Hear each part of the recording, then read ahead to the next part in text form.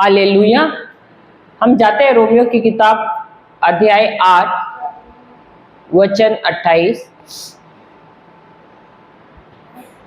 Romeo की किताब 8:28।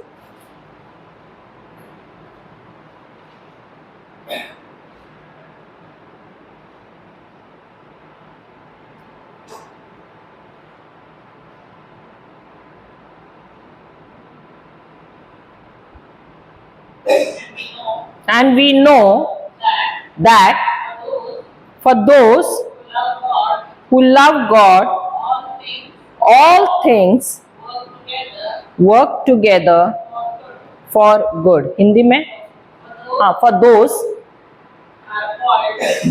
who are called according to His purpose. पढ़िए। हम जानते हैं कि जो लोग ईश्वर को प्यार करते हैं और उसके विधान के अनुसार बुलाए गए हैं, ईश्वर उनके कल्याण के लिए सभी बातों में उनकी सहायता करता है। तो क्या हम जानते हैं? वचन कहता है कि हम जानते हैं। क्या हम सचमुच जानते हैं? Do we really know? Do we really know? What's your name? Tejaswini. Do we really know? क्या हम सचमुच जानते हैं? और जानते हैं तो जानने का मतलब क्या है?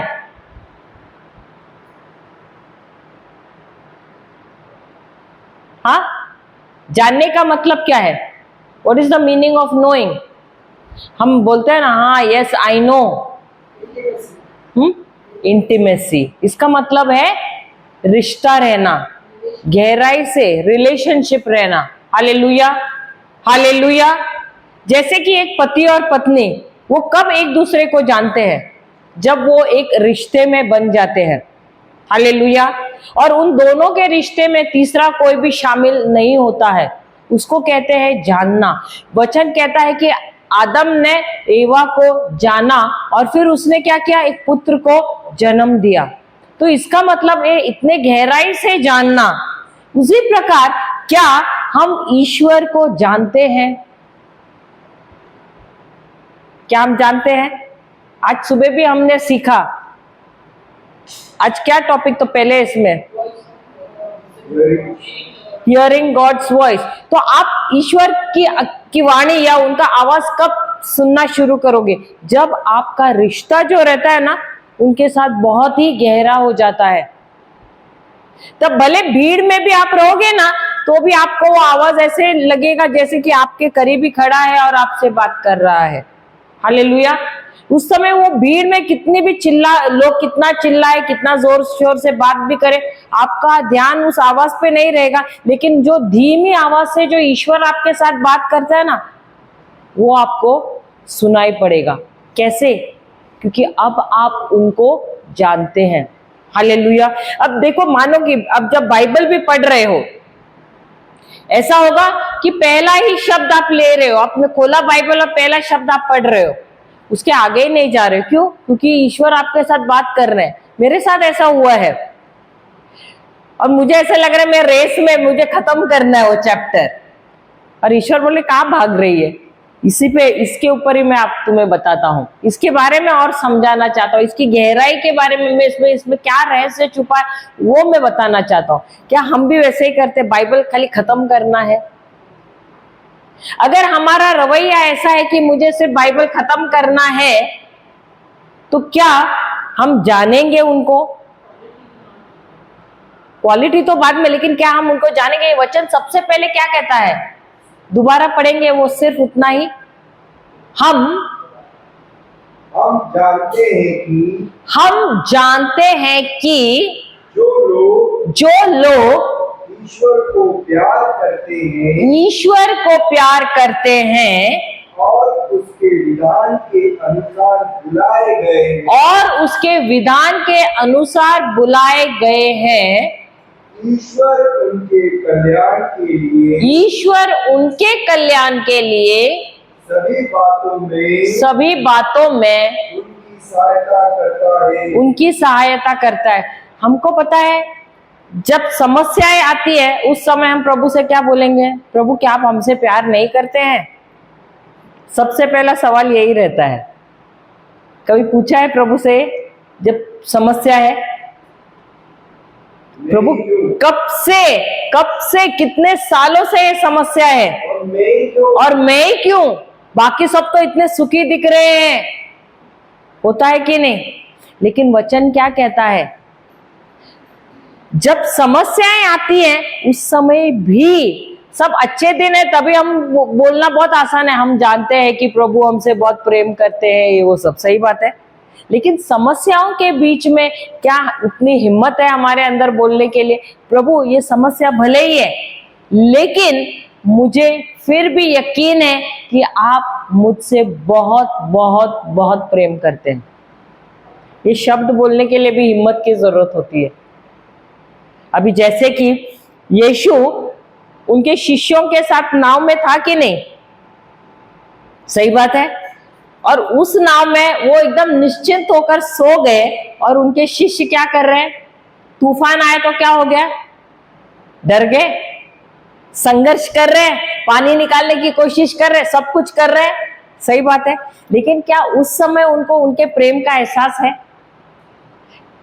ऐसे समय में हमको जानना बहुत जरूरी है क्या प्रभु हमसे प्रेम करते हैं? जब मृत्यु भी करीब लग रही है, जब समस्या ऐसे लग रहा है कि हमारा गला घोट रही है, उस समय भी क्या हमको एहसास है कि ईश्वर हमसे इतना प्रेम करते हैं? ये जानना बहुत जरूरी है हमको।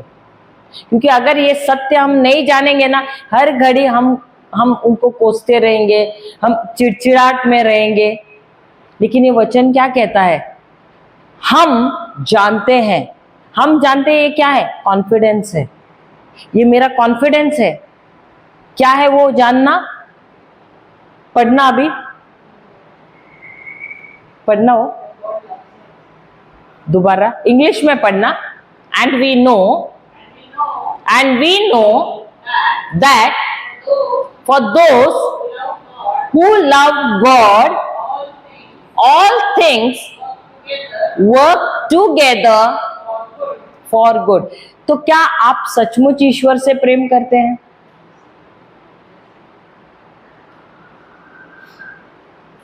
तो समस्या आती है उस समय क्या हो जाता है? सवाल उठता है और वो तो छोड़ो, अभी समस्या है, लेकिन वही समस्या जैसे कि आज सुबह हमारी गवाही दी, कुछ नहीं तो 18-20 साल तक लगातार है। तो ऐसे समय में क्या होगा?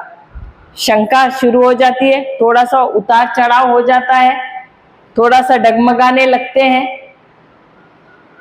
तभी वो जानने का क्या हो जाता है?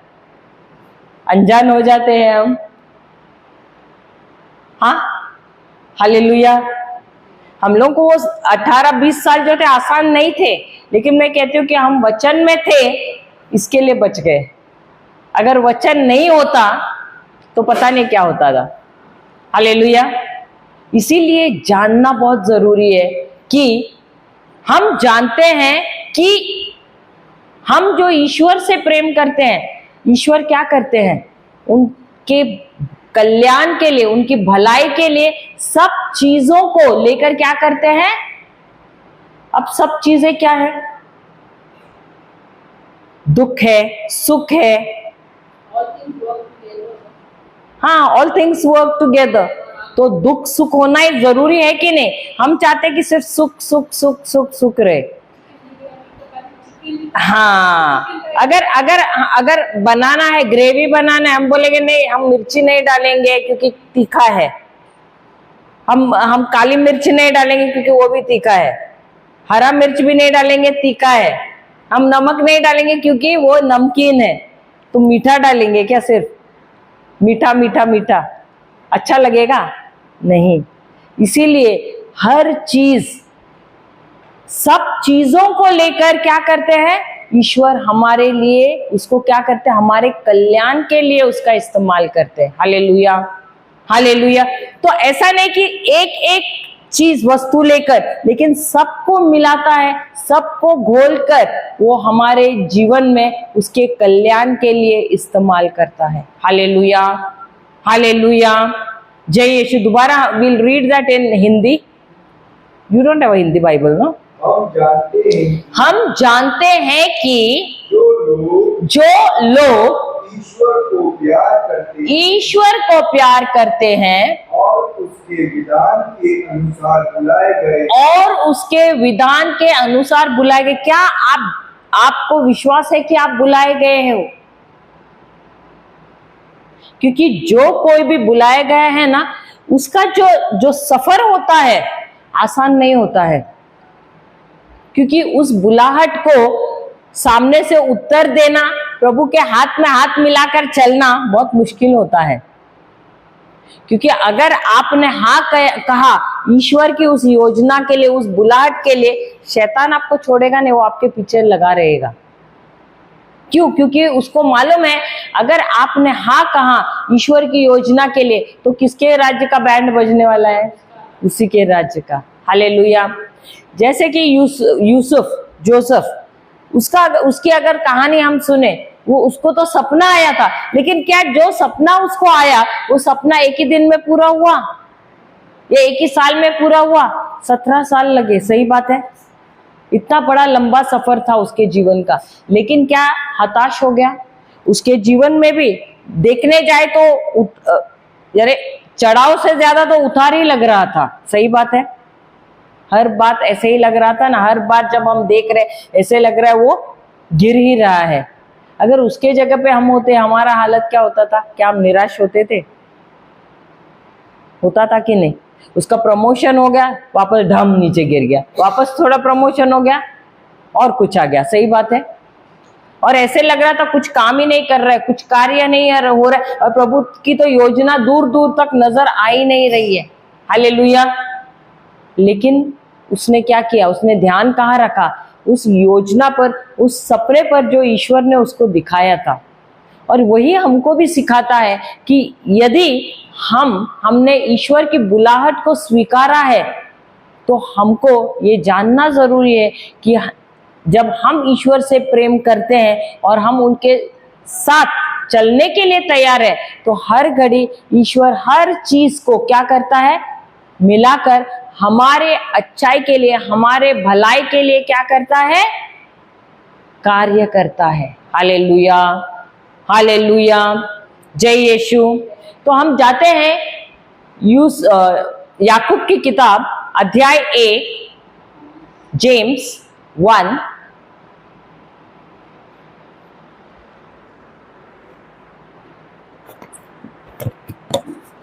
2 and 3।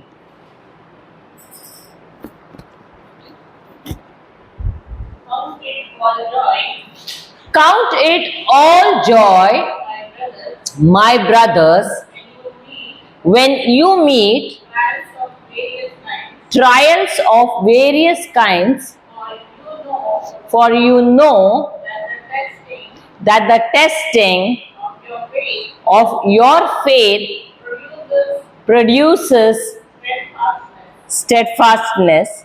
Then, fourth, and let steadfastness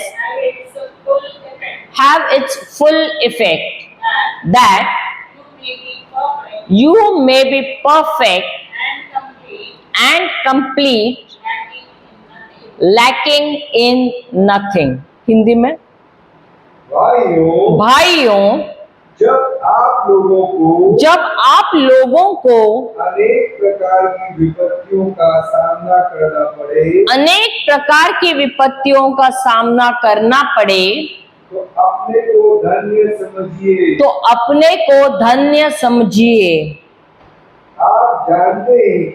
आप जानते हैं कि आपके विश्वास का इस प्रकार का परीक्षण करता है, धैर्य उत्पन्न करता है। धैर्य को पूर्णता तक पहुंचने दीजिए, धैर्य को पूर्णता तक पहुंचने दीजिए, जिससे आप लोग जिससे आप लोग स्वयं पूर्ण तथा स्वयं पूर्ण तथा अनित्य बन जाए, और आप में किसी बात की कमी नहीं रहे। हालेलुया। तो सबसे पहले शब्द क्या कह रहा है? Count it all Joy. Hindi में क्या कहते हैं इसे भाइयों? इसे आप अपने को धन्य समझिए, आप अपने को धन्य समझिए। लेकिन इंग्लिश में दिया है काउंट इट ऑल जॉय या कंसिडर इट ऑल जॉय। तो क्या जब हमारे when you are faced with trials, कोई इसमें टेम्पटेशंस दिए, सही बात है। क्या दोनों में अंतर है? बाइबल में दिया है, कोई बाइबल में दिया है। धन्य की बात मानिए जब तुम प्रलोभन में पढ़ो या परीक्षा में पढ़ो। तो क्या परीक्षा और प्रलोभन एक ही है? टेम्पटेशन। तो क्या दोनों एक ही है या अलग अलग है? हाँ, दोनों एक ही है। हाँ, टेम्पटेशन बोथ आर डिफरेंट। तो क्या डिफरेंस है दोनों में?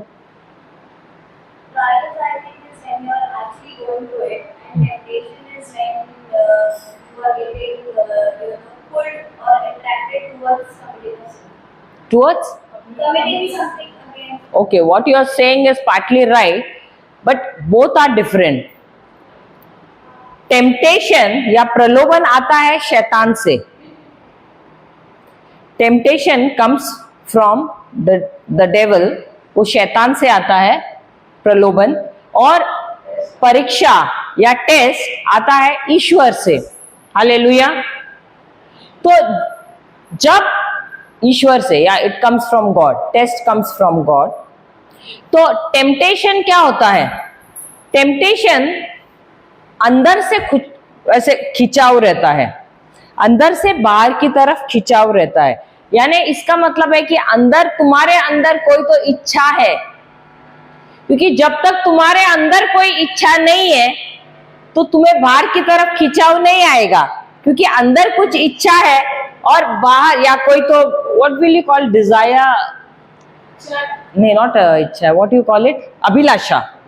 अभिलाषा है, that is a very deep urge जैसा, ऐसे डिजायर, क्रेविंग, हाँ, एक क्रेविंग जैसा रहेगा।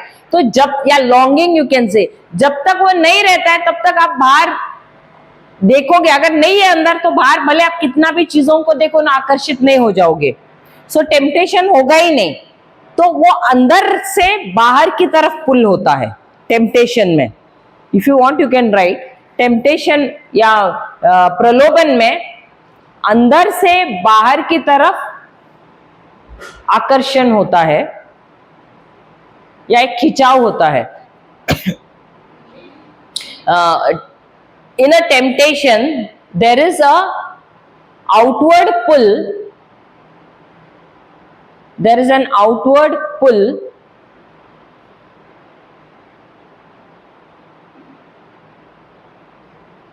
to do something.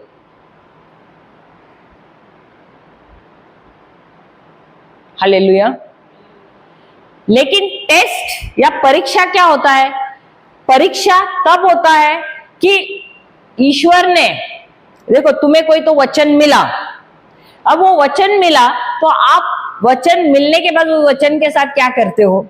जैसे कि स्कूल में गए, तुमको सिखाया गया कुछ, उसके बाद कोई बच्चे जाते घर पे खेलते रहते, उसको इंटरेस्ट ही नहीं हो क्या सिखाया टीचर ने। और कोई जो स्टूडियस बच्चे रहते, जो पढ़ाकू बच्चे, पहले जाके जो होमवर्क है और जो टीचर ने सिखाया उस दिन वो बराबर जाके सीखेंगे। और दूसरा जो लापरवाह है बच्चा, वो खेलने वाला बच्चा खाली खेलता रहेगा। लेकिन अचानक टीचर स्कूल जाएंगे तो बोलेंगे आज मैं डिक्टेशन दे रही हूँ, या मैं आज राइट टेस्ट दे रही हूँ, 5 मार्क का क्लास टेस्ट। अब जो खेल रहा था उसका क्या होने वाला है? गया, फेल हो गया। लेकिन जो पहले से तैयारी में है, पास होगा कि नहीं? तो टेस्ट अचानक आता है और टेम्पटेशन भी अचानक आता है। तो जब टेस्ट आता है आपको हमेशा तैयार रहना है। जब आपको कोई वचन नया मिलता है सीखने के लिए, आपको उसको ऐसे कैजुअली छोड़ना नहीं है, उस वचन को सीखते रहना है, सीखते रहो, उस पर मनन चिंतन करना है और आपको उस वचन के अनुसार अपने आप को स्ट्रांग बनाना है। हालेलुया, मनन चिंतन करके, क्योंकि कभी भी टेस्ट आ सकता है। और अधिकतर मैंने भी देखा है, अभी वो जो हार्डनिंग ऑफ हार्ट पिछले महीने में हमने जो लिया था, जब मैंने वो लिया अचानक मेरा ही टेस्ट हो गया। हालेलुया। हम यहाँ पर भले प्रचार करते हैं, इसका ये मतलब नहीं कि हम लोग उस्ताद लोग हैं। हमारा भी टेस्ट होता है। हालेलुया। इसलिए हम बताना चाहते हैं कि हम लोग भी कमजोर हो जाते हैं, इसलिए हमको भी तैयार रहना पड़ता है, क्योंकि टेस्ट कभी भी आता है, बोल के नहीं आता है। वैसे ही प्रलोभन भी कभी भी आता है। इतना ही कि प्रलोभन में या टेम्पटेशन में शैतान देखेगा कि तुम गिरो नीचे और कभी उठो ही नहीं। उसका तो हमेशा इच्छा है कि तुम गिरो नीचे और कभी भी उठो नहीं, लेकिन ईश्वर आपको हमेशा देखता है कि आप गिरे नहीं रहो, लेकिन आपको हाथ देगा ताकि आप उठो। समझो? तो टेस्ट देने का कारण क्या है? कि तुम प्रमोट हो जाओ अगले लेवल पे। समझ में आया? So you can write down, the devil tempts you, the devil tempts you so that you may fall down, so that you may fall down and never rise up, and never rise up. His desire is that you are utterly destroyed. His desire is that you are utterly destroyed. Test comes from God. Test comes from God, whose desire is that you pass and go on a higher level, or be promoted on a higher level. Hindi में कोई है? हिंदी वाला? हिंदी में मुझे बोलना पड़ेगा।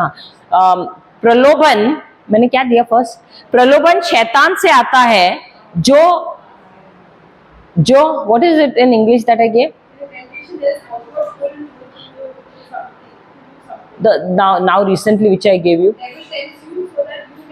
हाँ, तो शैतान तुम्हें प्रलोभन में इसलिए डालता है, शैतान तुम्हें प्रलोभन में इसलिए डालता है कि तुम गिर जाओ और कभी भी ना उठो, और कभी भी ना उठो। वह उसकी इच्छा यह है कि तुम्हारी बर्बादी हो जाए। उसकी इच्छा यह है कि तुम्हारी बर्बादी हो जाए। Tests you. You are tried and tested by God. Trials and tests are from God. Not tribulation. I said trials and tests. Trials and tests are from God. No, she's coming for the first time. Yeah.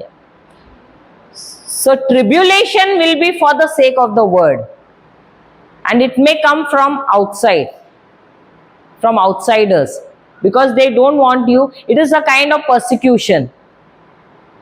But Jesus has said, rejoice when you are persecuted. Rejoice and be glad when you are persecuted for my sake. Yeah. Hallelujah. So yeah, that is because of the word, and the word is Jesus himself. Yeah. So persecution and tribulation is not from God.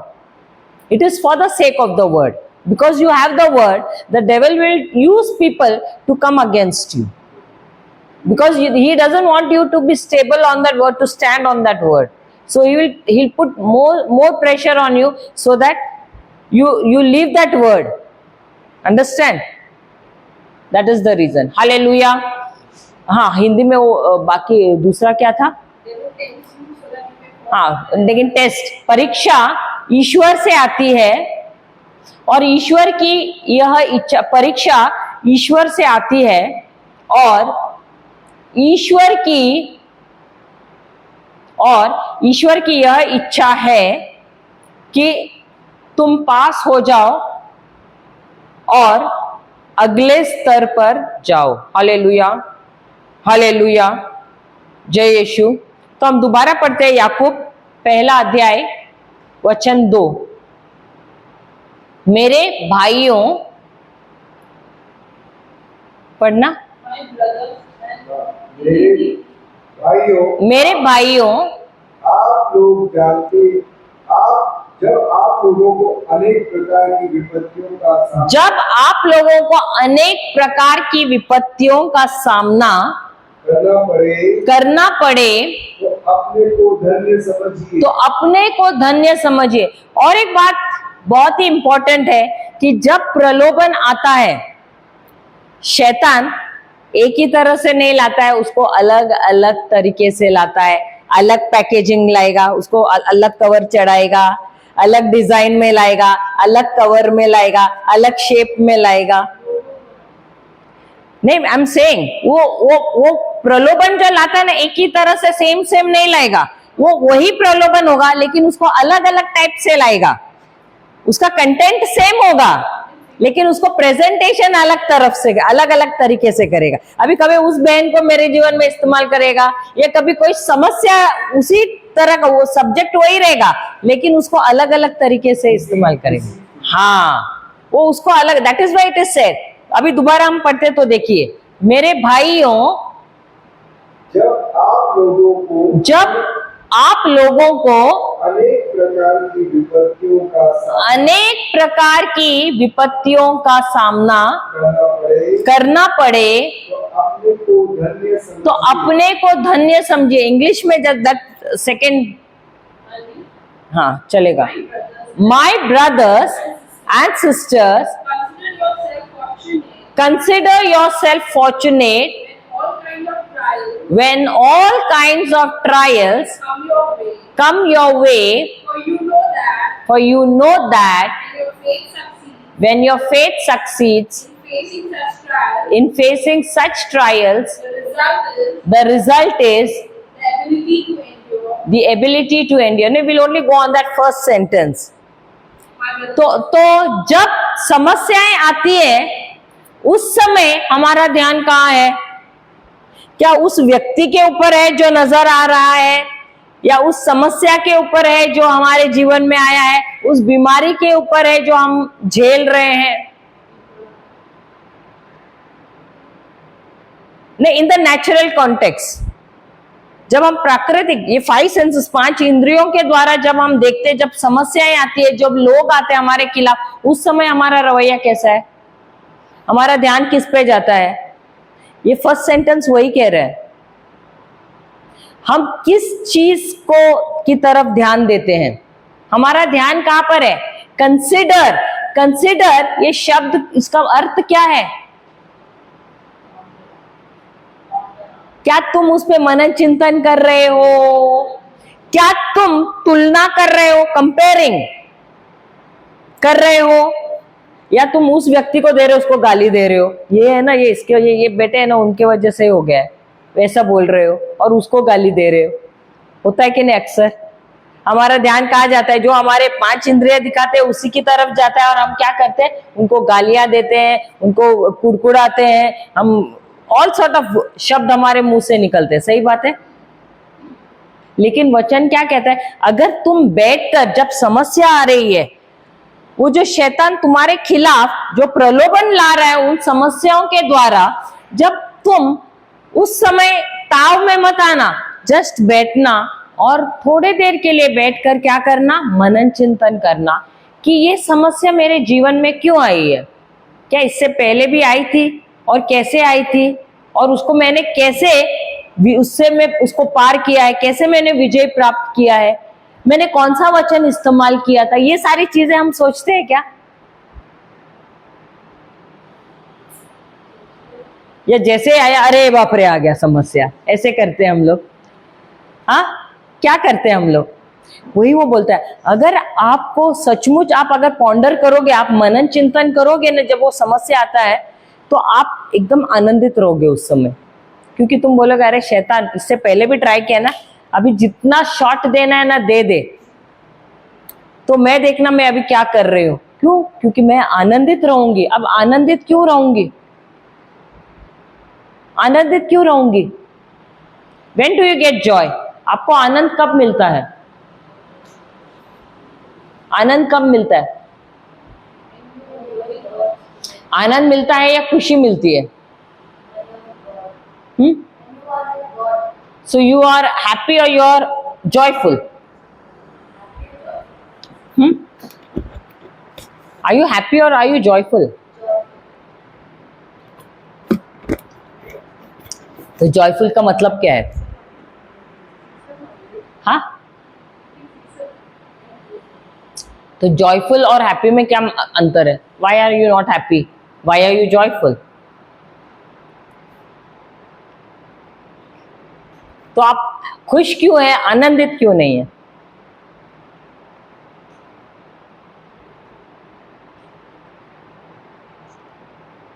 आपके जीवन में समस्या है तो आप आनंदित हैं या खुश हैं?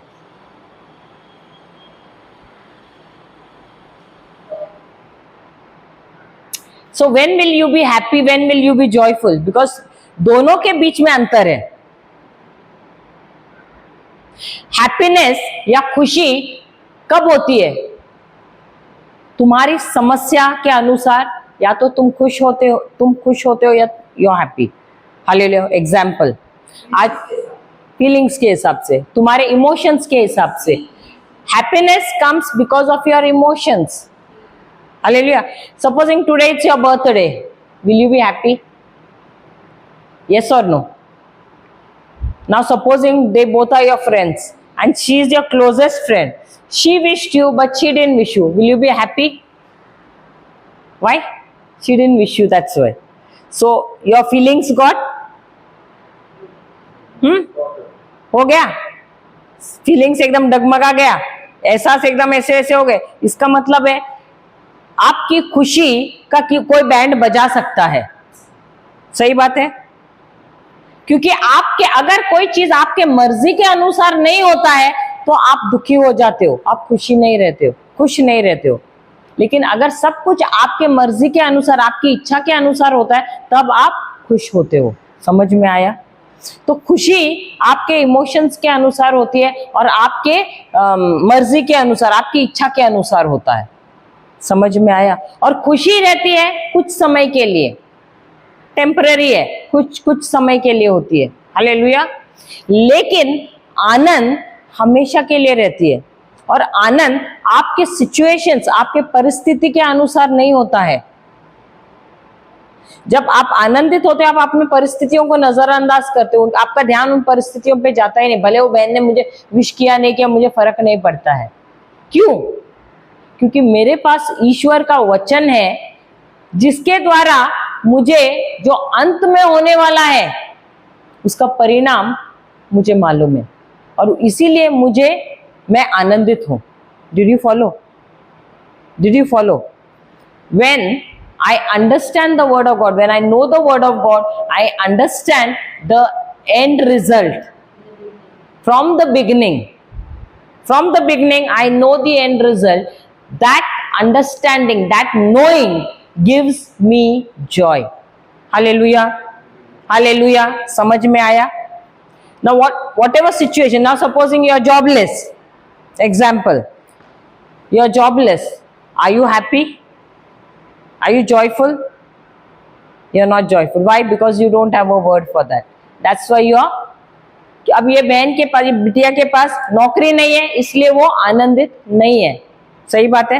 क्यों आनंदित नहीं है? क्योंकि उसके पास वचन नहीं है।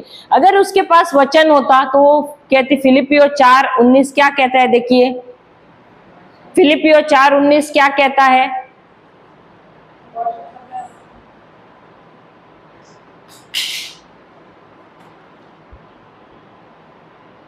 फिलिपियो 4:19,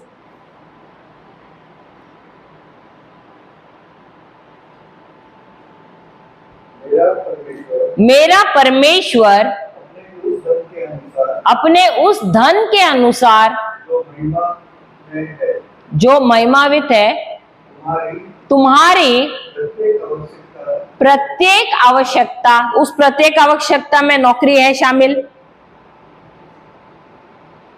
प्रत्येक आवश्यकता मसीह यीशु में पूरी करेगा। तो अगर आपके पास ये वचन रहता पहले से तो आप आनंदित होती थी। भजन संहिता 23:1 क्या कहता है? भजन संहिता 23:1 क्या कहता है?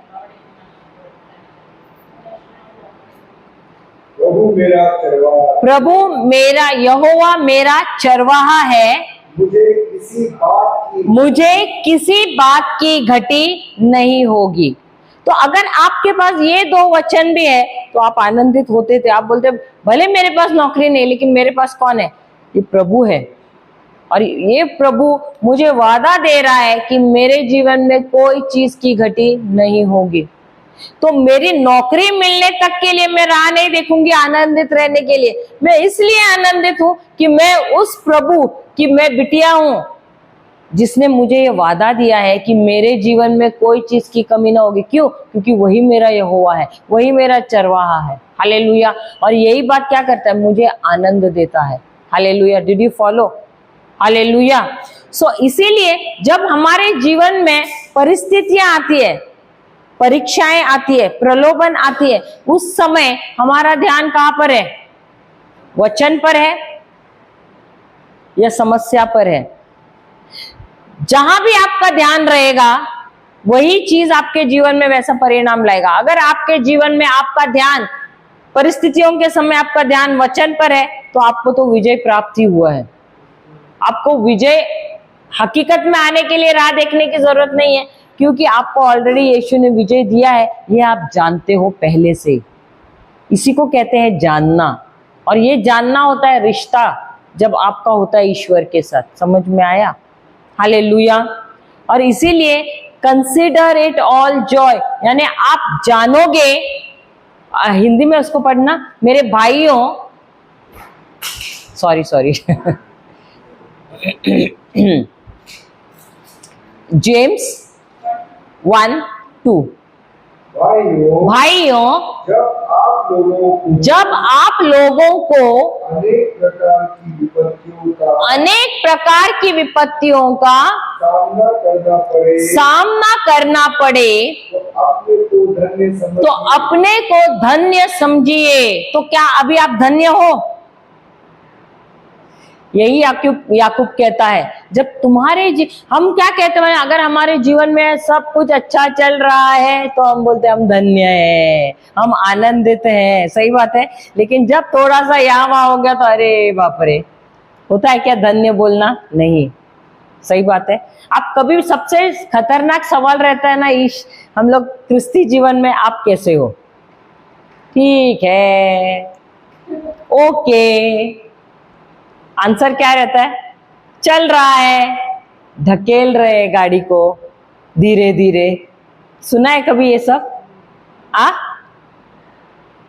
चल रहा है, ठीक ठाक है। सही बात है। लेकिन कैरिंग ऑन, इट्स ओके, वही बोलते हैं। लेकिन जिसको ये सत्य का ज्ञान मिलेगा ना, भले परिस्थिति कैसी भी रहेगी लेकिन उसका मुंह से जवाब क्या आएगा? मैं बहुत ही धन्य हूं, मैं आशीर्वादित हूं, मैं अभिषिक्त हूं, ईश्वर की मेहरबानी मुझ पर है। हर घड़ी उसके मुंह से क्या निकलेगा? जो चीज वो विश्वास करता है ना वही वो बोलेगा। लेकिन अगर तुम्हारा विश्वास ही नहीं है तो ठीक है, चल रहा है, ऐसा ही होगा ना। सही बात है। लेकिन ये शब्द कब आते हैं?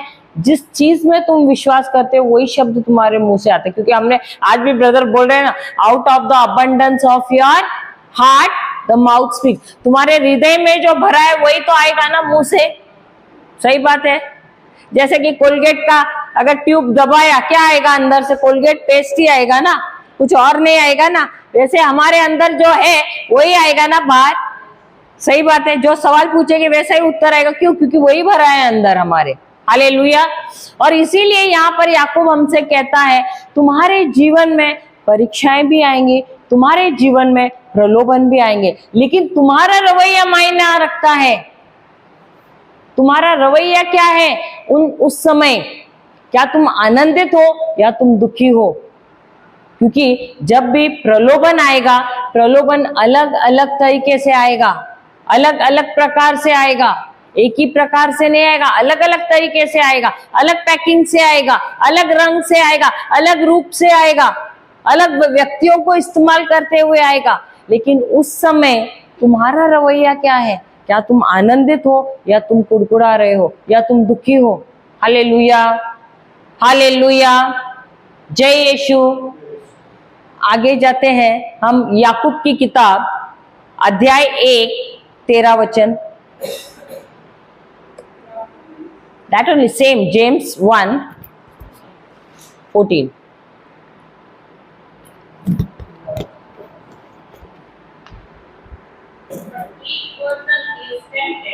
But each person is tempted when he is in 13. Let no one say when he is tempted, I am being tempted by God. For God cannot be tempted with evil, and he himself tempts no one. Hindi में 13 वाला।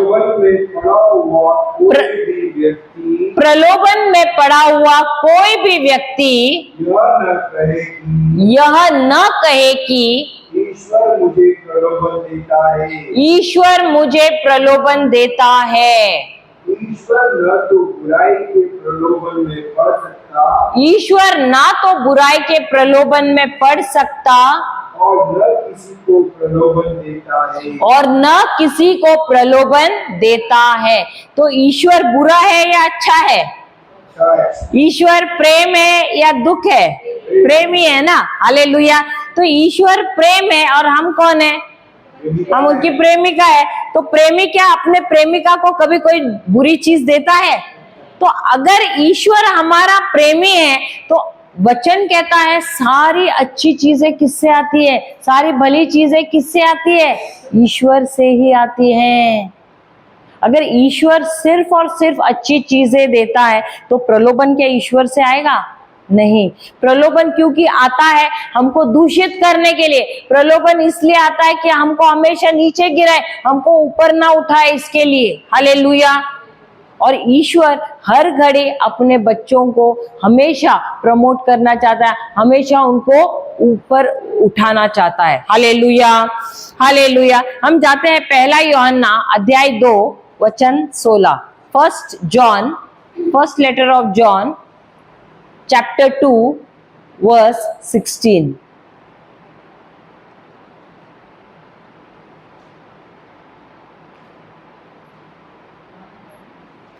1 John 2:16। क्योंकि जो कुछ संसार में है अर्थात शरीर की अभिलाषा, आंखों की लालसा और धन संपत्ति का घमंड, वह सब पिता की ओर से नहीं बल्कि संसार की ओर से है। Hindi English. For all that is in the world the desires of the flash and the desires of the eyes and pride of life is not from the father but is from the world. तो शैतान क्या करता है? 3 channels इस्तेमाल करता है ताकि मनुष्य को पाप में डाले। सबसे पहले क्या है? Desires of the flash. दूसरा है desires of the eyes and the third क्या है? Pride of life. 3 है लिखना। The 3 channels the three channels that the enemy uses, the three channels that the enemy uses to put us in temptation, are: first,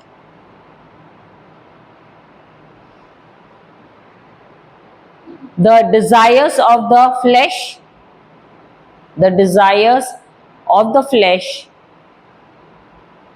second, the desires of the eyes, and the pride of life, and the third is the pride of life. शैतान तीन चीजों का इस्तेमाल करते हैं हमको प्रलोभन में डालने के लिए। पहला है, हिंदी में क्या है, आंखों की अभिलाषा ना, सॉरी, शरीर की वासना है। फर्स्ट है शरीर की वासना, सेकंड आंखों की अभिलाषा, तीसरा घमंड, हाँ, धन संपत्ति का घमंड। हालेलुया। ये प्राइड ऑफ लाइफ क्या दिया है वहां पर? हाँ, जीवन का घमंड रहना चाहिए ना, धन संपत्ति का घमंड। उधर धन संपत्ति का घमंड दिया है। ओके, अच्छा, ओके, अच्छा।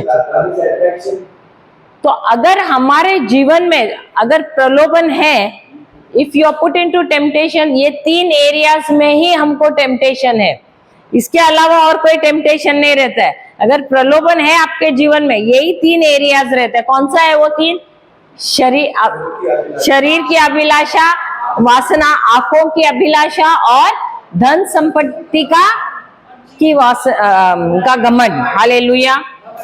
हम जाते हैं उत्पत्ति का ग्रंथ, अध्याय 3 वचन 6, जेनेसिस 3:6।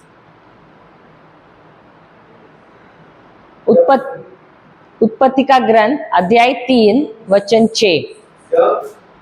जब स्त्री ने देखा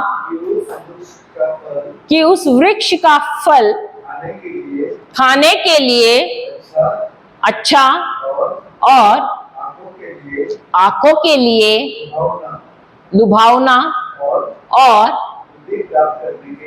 बुद्धि प्राप्त करने के लिए, हाँ, मन भावना है, तब उसने उसका फल तोड़कर खाया और अपने साथ अपने पति को भी दिया। क्या यहाँ पर भी ये तीन है शामिल? तीनों भी है ना वहां पर। सबसे पहले उसने क्या किया? उसने देखा कि वो फल क्या है, खाने के लिए अच्छा है, यानी शरीर के लिए अच्छा है। सही बात है। फिर उसने देखा कि वह आंखों के लिए लुभावना है, और फिर तीसरा बुद्धि प्राप्त करने के लिए मन भावना। अब बुद्धि ईश्वर की या खुद की? खुद के लिए, खुद की। ईश्वर ने बुद्धि दिया था उनको, लेकिन उसने क्या सोचा, इससे लूंगी तो मुझे और ज्यादा बुद्धि मिलेगी। सही बात है। जो प्रभु ने दिया उससे अधिक मिलेगी। सही बात है। तो व्हाट वाज इट? प्राइड था कि नहीं? वो भी। हालेलुया। आज भी मनुष्य क्या करता है? घमंड किस चीज का है? जो ईश्वर ने दिया उस पर घमंड करते हैं, या जो खुद के मेहनत से उन लोगों ने हासिल किया वो सोचते हैं और उस पर घमंड करते हैं। सही बात है। तो ये जो बोलते हैं ना, ये जो प्रलोभन है, ये तीन एरियाज में ही है। आज भी, उस समय भी जब आदम और एवा प्रलोभन में पड़े, टेम्पटेशन में पड़े, उस समय भी यही तीन थे, और अभी भी आज भी देखा जाएगा तो आज भी हम इसी में पड़े हैं। हालेलुया, हालेलुया, जय यीशु, जय यीशु। तो हम थोड़ा सा लिखते हैं।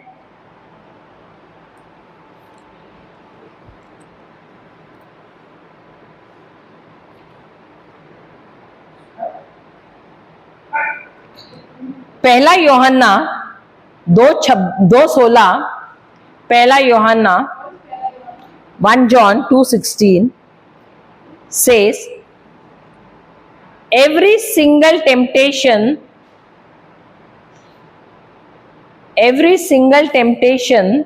that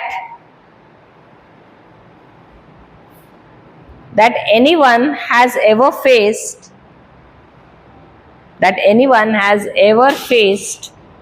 or will ever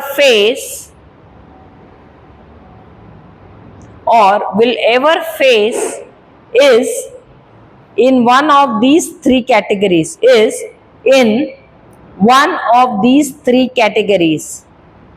पहला यूहन्ना 2:16 ये कहता है कि हर कोई प्रलोभन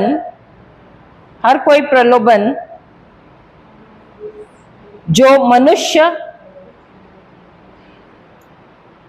प्रलोभन में जो मनुष्य पड़ता है या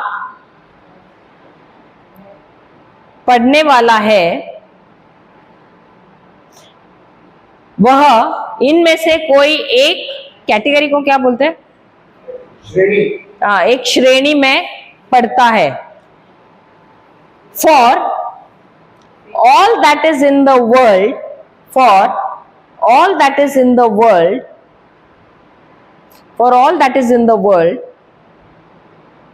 the lust of the flesh, the lust of the eyes,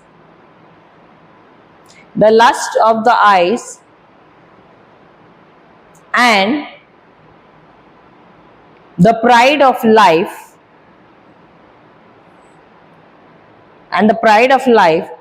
is not of the Father,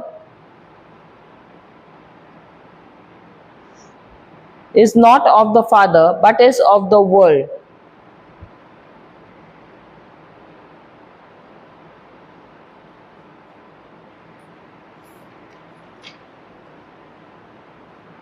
Hallelujah.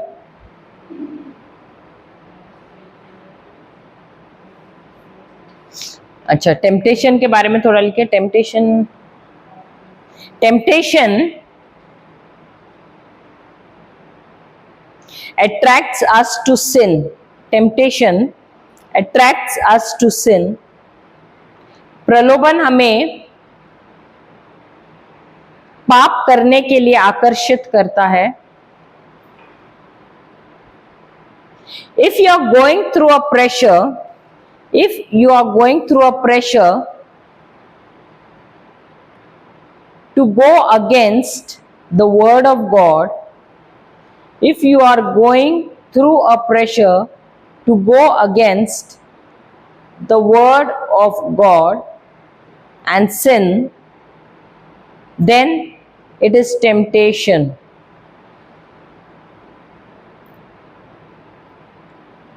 जब कोई व्यक्ति किसी दबाव में आता है, वचन के खिलाफ चलने के लिए और पाप करने के लिए, तब वो प्रलोभन में पड़ता है। When a person is going through a pressure to go against the word of God and sin, then it is temptation. You can also write another definition for temptation. A force is put on you. Temptation is a force that is put on you. Temptation is a force that is put on you, that you change your direction, that you will change your direction and go far from God.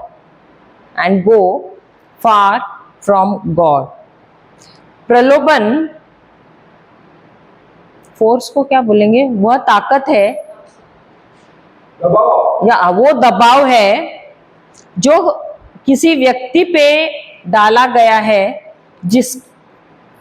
प्रलोभन वह दबाव है जो किसी व्यक्ति पे डाला गया है जिसके द्वारा वह अपनी दिशा बदलता है, जिसके द्वारा वह अपनी दिशा बदलता है और ईश्वर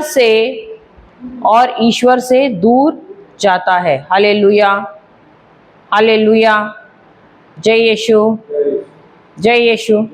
अभी अगर कोई व्यक्ति प्रलोभन में पड़ता, फॉर एग्जाम्पल, ना if a person he falls into temptation, जैसे ही वो प्रलोभन में पड़ा, क्या उसे अच्छा लगता है? उसकी हालत कैसे होती है ना? देखो, अगर परीक्षा में अगर वो फेल भी हो गया ना, वो भले वो थोड़े टाइम के लिए थोड़ा सा बुरा लगेगा, लेकिन वो फिर भी क्या करेगा? वो अपने आप को दोबारा वो वचन पे बांधना शुरू करेगा। लेकिन जो व्यक्ति प्रलोभन में पड़ता है, सबसे पहले क्या होता है? दोष भाव में आना शुरू होता है। क्यों? क्योंकि उसको एहसास होता है कि मैंने गलत किया है। कैसे पता चलता है कि किसी व्यक्ति ने वो प्रलोभन में पड़ा है? सबसे पहले उसके अंदर दोष भाव आना शुरू होता है। अरे, कुछ तो अंदर से होना लगता है, कंडेमनेशन, स्टार्ट्स फीलिंग कंडेम्ड। तो दोष भाव आना शुरू होता है, एकदम अनकंफर्टेबल होता है। तो उससे पता चलता है कि ये व्यक्ति किस में पड़ा है? प्रलोभन में पड़ा है। क्यों? क्योंकि रोमियो की किताब भी अगर हम पढ़ेंगे 8:1, वो क्या कहता है? देखिए, पढ़िए, रोमन्स 8:1 क्या कहता है? रोमियो की किताब 8वां अध्याय 1 वचन क्या कहता है?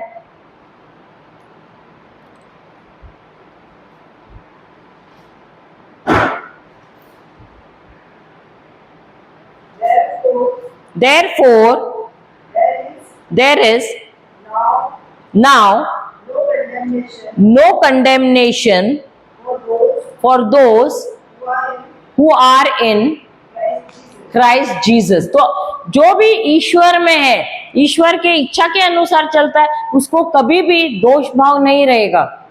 लेकिन अगर कोई व्यक्ति प्रलोभन, टेम्पटेशन में पड़ा है, उसको हमेशा दोष भाव आएगा। क्यों?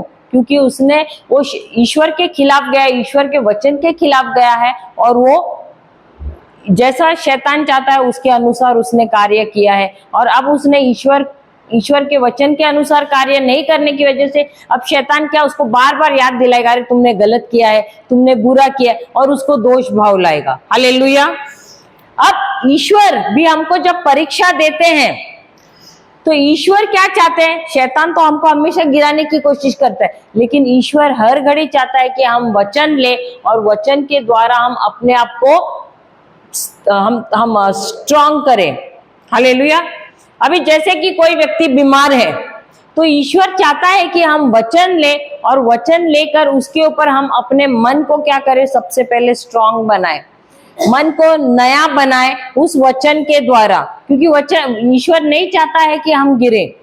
ईश्वर हर घड़ी चाहता है कि हम हर टेस्ट पास हो जाए। और लेकिन क्या होता है, देखो, हमारे जीवन में प्रेशर्स रहते हैं, और ये प्रेशर आता है किसके द्वारा?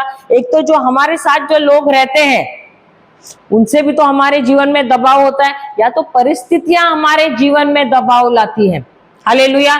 लेकिन अगर हमारे पास वचन नहीं है, क्या हम गिरेंगे? जरूर गिरेंगे। हालेलुया।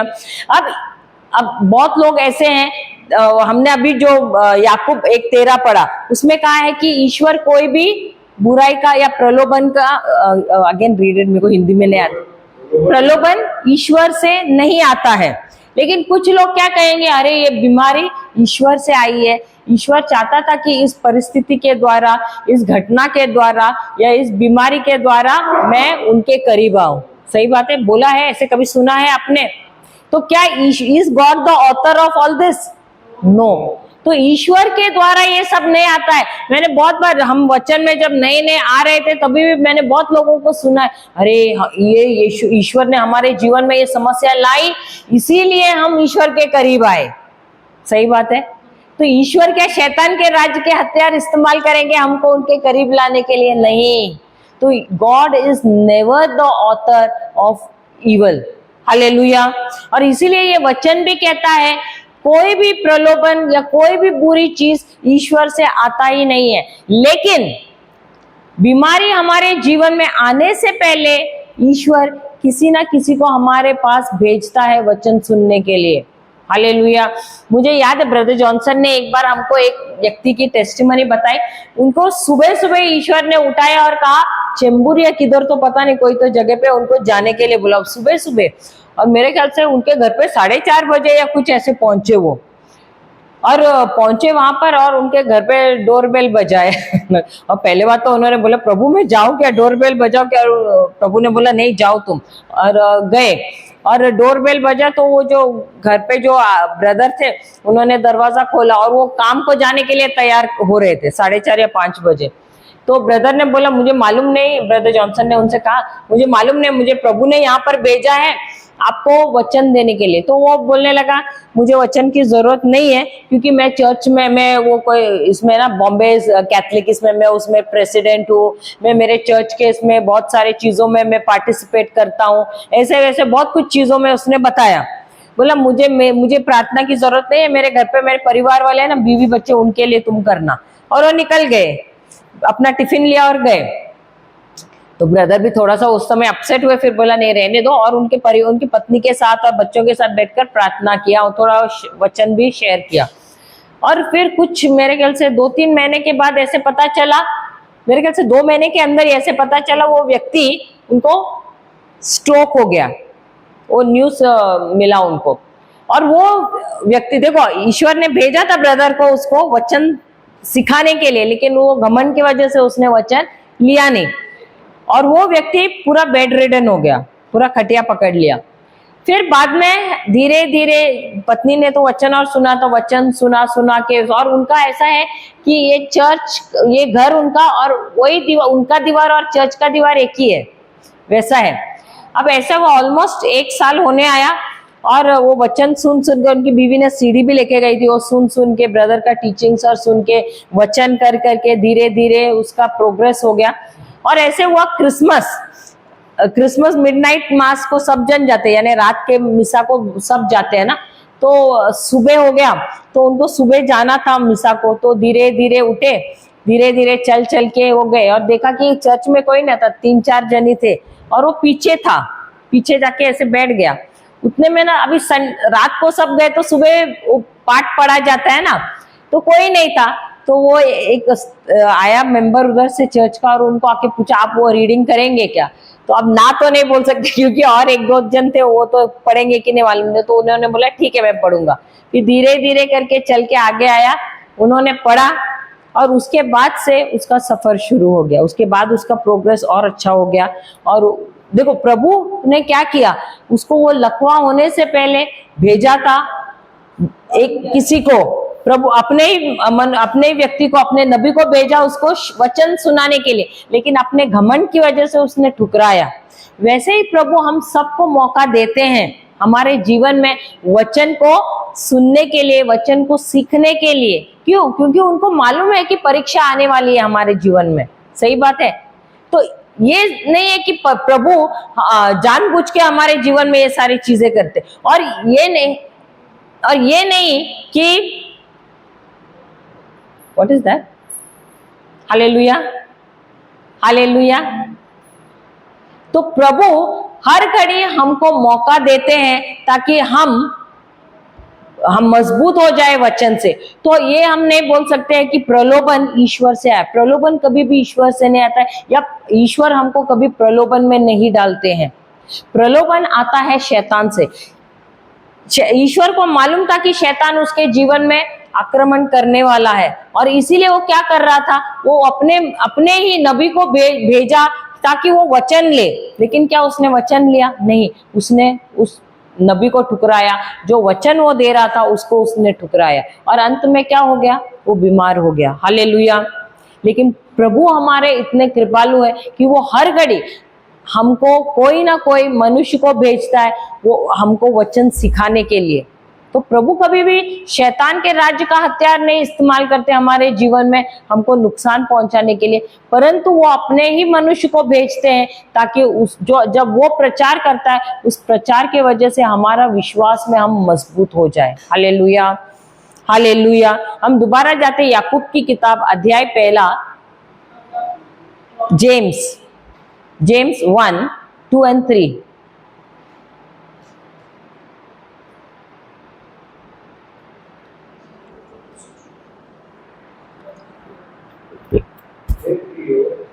हे प्रियो, जब मैं तुम्हें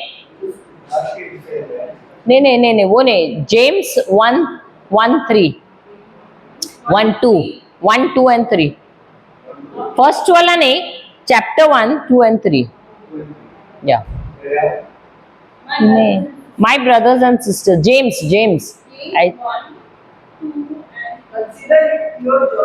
consider it pure Joy, my brothers, whenever you face trials of many kinds, because you know that the testing of your faith develops perseverance. तो परीक्षा किसकी होती है?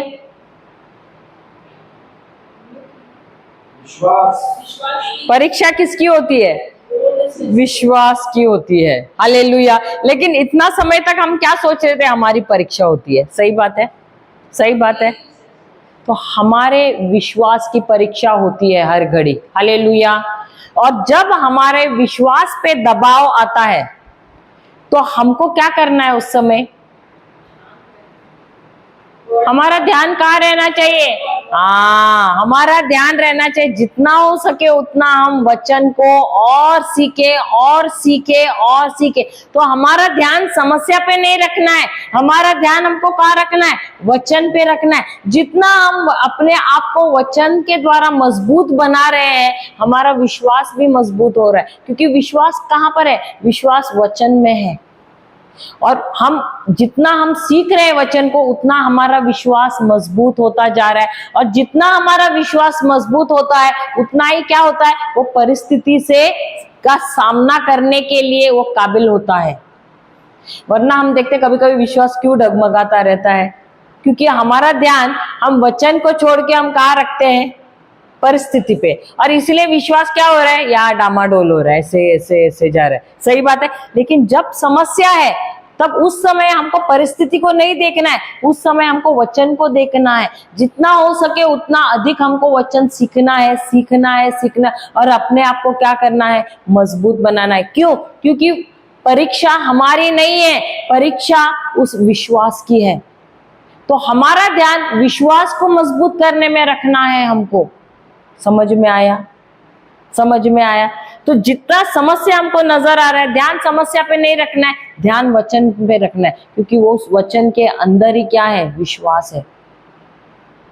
हालेलुया। आज ब्रदर भी बोल रहे थे विश्वास का डेफिनेशन क्या है?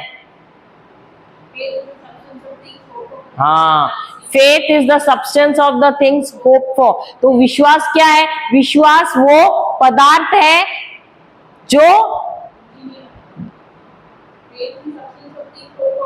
तो विश्वास उन वस्तुओं का पदार्थ है जो हमें आशा देता है। तो हमारी आशा क्या रहती है? जब परिस्थिति आती है, मुझे इस समस्या से बाहर निकलना है। सही बात है। जो भी समस्या, तो अगर मुझे बाहर निकलना है, उससे पहले मुझे क्या करना है? मुझे उस विश्वास को बढ़ाना है। हालेलुया। ऐसे ही बाहर नहीं निकल सकते हो। लेकिन जैसे जैसे तुम विश्वास को बढ़ा रहे हो, विश्वास के सहायता के लिए कौन आता है? फिर धीरज आता है। और धीरज क्या है? धीरज है उसका जुड़वा भाई, विश्वास का जुड़वा भाई। हालेलुया। और हमको क्या करना है? धीरज को पूरा कार्य करने को देना है। Hallelujah, hallelujah. क्या हम वो करते हैं? नहीं करते हैं। धीरज को हमको पूरा कार्य करने को देना है। क्योंकि जब विश्वास ऐसे लग रहा है अब थोड़ा हिलने वाला है, तब धीरज आता है उसे सहारा देने के लिए। पेशेंस या एंड्योरेंस, वो क्या करता है? वो अंत तक उस धीरज, वो धीरज क्या करता है? वो धीरज हमें उस परिस्थिति से बाहर निकलने के लिए वो मदद करता है। लेकिन वो तब तक हमको धीरज को पूरा कार्य करने को देना है। क्यों? क्योंकि यही धीरज क्या करता है? हमको मैच्योर बनाता है, हमको परिपक्व बनाता है, हमको संपूर्ण बनाता है, और हमको एक बहुत ही अलग व्यक्ति बनाता है। Hallelujah, hallelujah. तो अगर आप अपने आप को मैच्योर बनाना है तो सबसे पहले आपको वचन में ही रहना है। क्योंकि उस वचन से आता है विश्वास, और यही विश्वास जब परिस्थितियां आती है और हम स्थिर रहते हैं, उस समय आता है धीरज, उसको सहारा देने के लिए। और जब हम धीरज को पूरा काम करने को देते हैं, तब हम हो जाते हैं मैच्योर। और ऐसे होते हैं जैसे कि हमारे जीवन में कोई चीज की घटी ना हो। हमारी ऐसी परिस्थिति होती है कि हमारे जीवन में हम कोई भी चीज की हमको घटी नहीं होती है। We are lacking nothing when we are allowing our patience to work, to have its total complete work in our life. और हम मैच्योर हो जाते हैं, हम परिपक्व हो जाते हैं। Hallelujah, hallelujah. अभी आम जो आप पेड़ पे से निकाल के खाना अच्छा लगेगा पका हुआ, या वो निकाल के रखो कुछ दिन तक और फिर बाद में पकेगा, उसके बाद कौन सा ज्यादा स्वादिष्ट होगा? जो पेड़ पे से निकला वही अच्छा रहेगा ना, निकाल के रखा हुआ अच्छा लगेगा क्या? ना उसमें खुशबू अच्छी आएगी, ना स्वाद अच्छा रहेगा। सही बात है। तो ये अब वो पेड़ पे जो है वो स्वादिष्ट क्यों है? क्योंकि उतना ही धूप में है वो। वैसा ही जब परिस्थितियां आती है हमारे जीवन में, हमको स्थिर रहना बहुत जरूरी है। So test will come, temptations will come. Hallelujah. But test comes from God and temptations come from the devil. We close our eyes. We'll complete this topic tomorrow. Father, we thank you and we praise you for this topic on test and temptation. हम धन्यवाद देते हैं प्रभु इस विषय के लिए, परीक्षा और प्रलोभन के बारे में। प्रभु आप हमें सिखा रहे हैं कि कैसे हमको वचन में बने रहना है, हमको हमारे जीवन में प्रलोभन भी आएंगे और परीक्षा भी आएंगे, परंतु प्रभु जब हम वचन, हमारा ध्यान वचन पे रहेगा और हम विश्वास पर स्थिर रहेंगे और धीरज को अपना संपूर्ण काम करने को देंगे प्रभु, तब हम परिपक्व होंगे और संपूर्ण होंगे, और तब हमारे जीवन में कोई भी चीज की कभी भी घटी ना होगी। और प्रभु आपकी इच्छा यही है कि हम परिपक्व रहें और संपूर्ण बने। प्रभु धन्यवाद देते हैं प्रभु। ये प्रार्थना हम करते हैं प्रभु यीशु के नाम से। आमेन, आमेन और आमेन। जय यीशु।